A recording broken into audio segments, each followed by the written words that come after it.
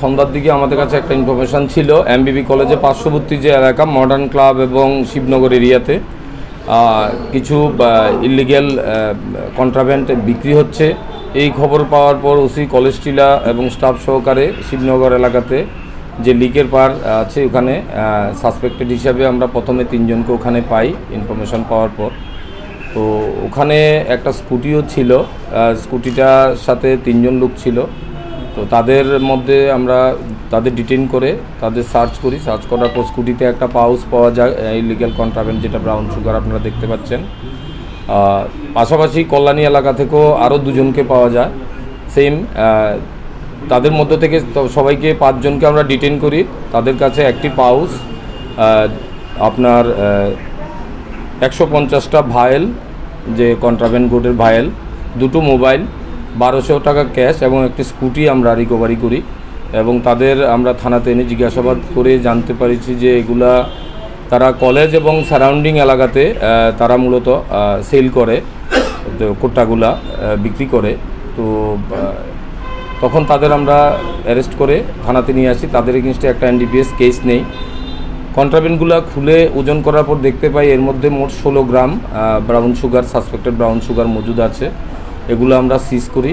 তাদের আজকে আমরা কোর্টে পাঠাবো।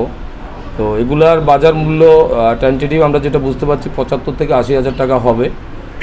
এবং সেখানে যে স্কুটিটা পাওয়া গেছে এটার মধ্যে আরেকজন লোক ছিল, সম্ভবত সে মালিক।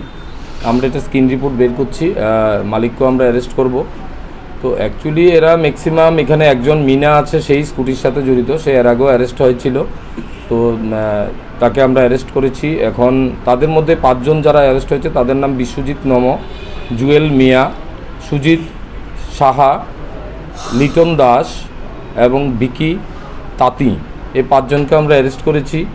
এখানে তাদের প্রাইমারি স্টেজে আমরা জিজ্ঞাসাবাদ করে জানতে পেরেছি তাদের চন্দ্রপুর এলাকা থেকে যারা একটা যে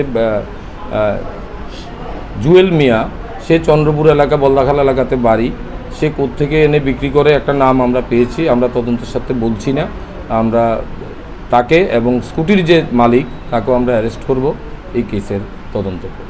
তারা কি শহরে এগুলি বিক্রি করতে লাগে? তারা শহর সারাউন্ডিং, আমাদের গোলবাজার এরিয়া বলুন বা কলেজ এরিয়া বলুন, ওই এরিয়াগুলোতেই স্কুটিটা যেটুকু রিভিল্ড হচ্ছে, স্কুটিটা দিয়ে তারা ফ্লাইং এটা আসা যাওয়া করে এবং বিক্রি করে জায়গায় জায়গায়, এখান থেকে এক জায়গা থেকে অন্য জায়গায় চলে যায়। এইভাবেই তারা ঘোরাঘুরি করে এগুলো বিক্রি করছে।